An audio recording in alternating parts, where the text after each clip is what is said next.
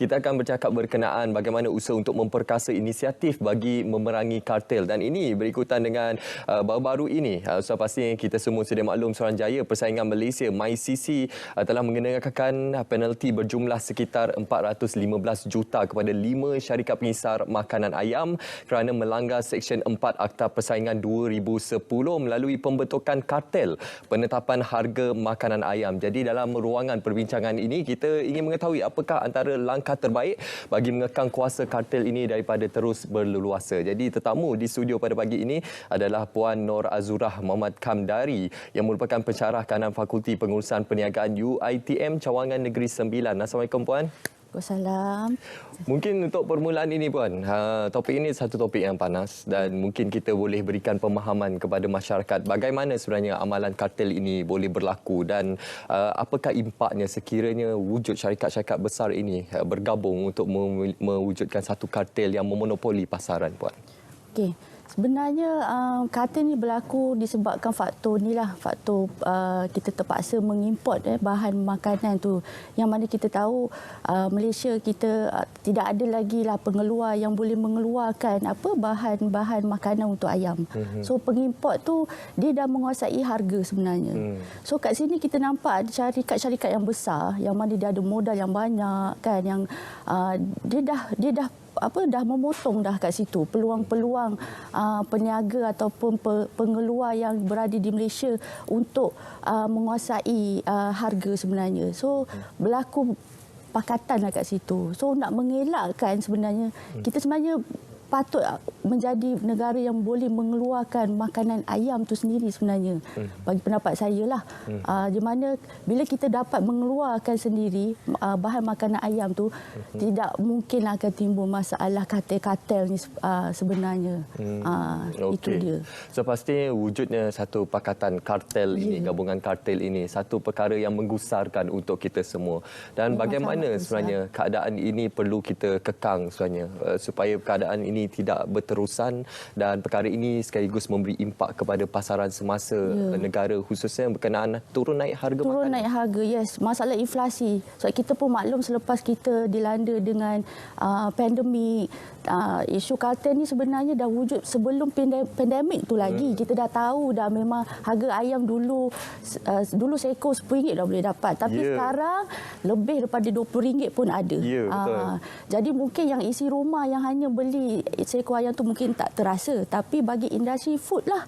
Kan contoh macam industri yang besar-besar yang kalau tak ada ayam tak boleh running the business. So kita nampaklah kat sini sebenarnya harga ni perlu kerajaan kita kawal. Jadi saya dah nampak dengan adanya MyCC, KPDN, kos sara hidup dah tampil dah ke depan untuk mengatasi masalah kos sara hidup lah terutamanya.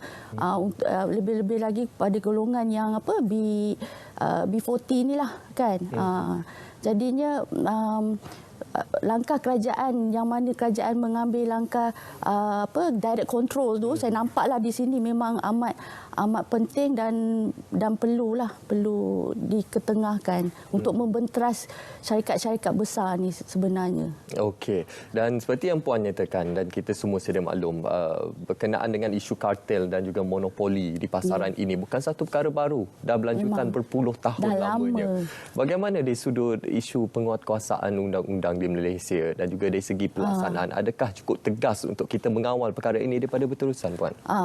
Memang perlu, memang sangat perlu, dan saya nampak kerjasama yang diberikan oleh pihak MyCC dan juga KPDN kos sara hidup ni perlu seiring, perlu keluar bersama-sama, perlu membuat siasatan, perlu keluar selalu buat pemantauan harga terutama dekat pasar-pasar, supermarket kan, supaya kita kalau boleh tak nak bagi peluang lah untuk company besar ni memonopoli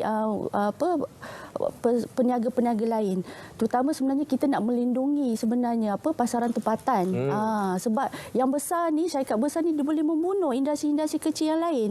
Jadi kat mana peluang kita sebagai usahawan kecil kan, nak jual tapi tak boleh nak jual dengan harga yang lebih murah daripada persaingan atas. Jadi apa berlaku? Maksudnya peniaga tak boleh nak survive, peniaga kecil tak boleh nak survive. Terpaksa tutup gulu tikar lah kan untuk nak berniaga. Okey. Seperti yang Puan nyatakan tadi, wujud pelbagai permasalahan sebenarnya. Isu untuk usahawan-usahawan tani kecil untuk bersaing dengan kartel-kartel besar ini. Jadi apa sebenarnya langkah terbaik untuk kita memecahkan monopoli ini sebenarnya, dan bagaimana usaha terbaik juga untuk kita membantu usahawan-usahawan tani kita yang ingin melebarkan perniagaan mereka dan juga memberi ruang dan juga bersaing, bersaing dengan syarikat besar. Contoh kat sini kita tengoklah peranan Kementerian Pertanian yang mana perlu tampil ke depan dalam membantu usahawan-usahawan kecil, dalam membantulah macam mana dari segi pemasaran. Tapi saya nampak kat sini peniaga kecil ni dia mengalami masalah kos pengeluaran, yang mana harga diorang tak boleh nak compete dengan syarikat besar kan. Jadi Kementerian Pertanian ni perlu tampillah ke depan dalam nak membantu pengusaha-pengusaha kecil ayam ni, terutama sekali. Okey, berikutan dengan laporan berkenaan wujudnya monopoli kartel ini, so, pastinya rakyat juga turut menjadi mata dan juga telinga bagi pihak berkuasa. Jadi bagaimana wujudnya satu platform yang lebih baik untuk rakyat memberi laporan, aduan kepada pihak berkuasa berkenaan perkara ini, dan ialah kita ingin war-warkan juga kepada masyarakat supaya tidak risau berkenaan laporan yang dihantar, sebab apa, isu kerahsiaan itu adalah terjaga dalam hal ini, Puan. Memang terdapat dalam akta kerahsiaan 712, memang perkara ini perlu dilindungi dari segi kerahsiaan tu, terutama bagi orang yang mengulukan maklumat tentang isu-isu harga ni. Memang termaktub atas tujuan kita nak melindungi industri, perniagaan dan perdagangan juga. Tapi bagi macam masyarakat awam untuk tampil ke depan mengutarakan masalah harga, saya rasa platform sosial media merupakan satu platform yang biasa yang digunakan oleh masyarakat umum, yang mana mungkin dengan adanya media contoh seperti di Facebook ke ataupun di Twitter sekarang kan, pemakluman di situ lebih, sometimes benda tu dah jadi viral. And then pihak-pihak berkenaan yang berkuasa, yang berkepentingan, daripada isu tu dah boleh jadi naiklah berita tentang harga tu. Jadi sebenarnya akta kerahsiaan ni sebenarnya dari sudut yang memberi maklumat dari segi dokumen ke apa tu, maksudnya memang perlu dijaga demi menjaga kepentingan bagi menyelamatkan masalah ekonomi negara sebenarnya.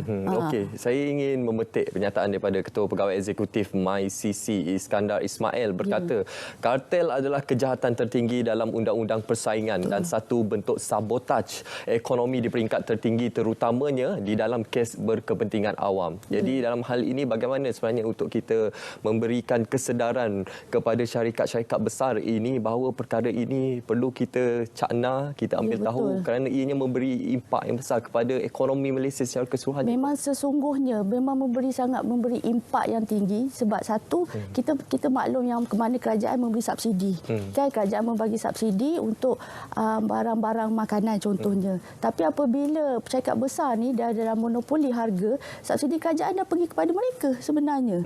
Dan kos tu perlu ditanggung oleh pembeli kita. Seolah benda ni satu kes jenayah yang memang amat besar, sebab dia memonopoli harga, yang mana kerajaan terpaksa seolah memperuntukkan sebilangan peruntukan ke syarikat besar ni pula. Nampak subsidi kita dah pergi ke sana. Subsidi kerajaan, wahai sebenarnya kerajaan kita nak memberikan subsidi itu kepada rakyat jelata, kepada kita kan. Tapi separuh daripada tu dah pergi ke tu, sebab orang akan belanja makanan tu hari-hari, orang akan lebih spend money tu untuk makan hari-hari, orang tak beli baju hari-hari. Betul. Untuk kelangsungan hidup. So kos kat situ dah meningkat, kita nampak kos hari hidup tu. Seolah menjadi satu jenayah besar sebenarnya. Okey, dalam hal ini Puan, kita masing-masing berfikir di mana peranan dan juga rasa kebertanggungjawab syarikat-syarikat besar ini sebagai rakyat Malaysia untuk kita saling menjaga ekonomi semasa kita, khususnya khususnya kepada golongan yang terjejas, Puan. Ya, betul. Okey, ini satu perkara yang pastinya akan terus diperkatakan dan akan terus dilaksanakan oleh pihak kerajaan untuk mengekang kartel-kartel ini daripada terus berleluasa dan memberi impak kepada ekonomi negara. Betul. Puan, ini saja ruangan yang kita ada dan sepastinya ini merupakan satu input yang bermanfaat untuk kita semua, khususnya kepada pengguna untuk memberikan laporan dan juga aduan kepada pihak berkuasa, khususnya kepada MyCC berkenaan kewujudan kartel ini. Terima kasih kita ucapkan kepada Puan Nur Azurah Muhammad Kamdari, pensyarah kanan Fakulti Pengurusan Perniagaan UiTM Cawangan Negeri Sembilan. Terima kasih, Puan. Terima kasih banyak.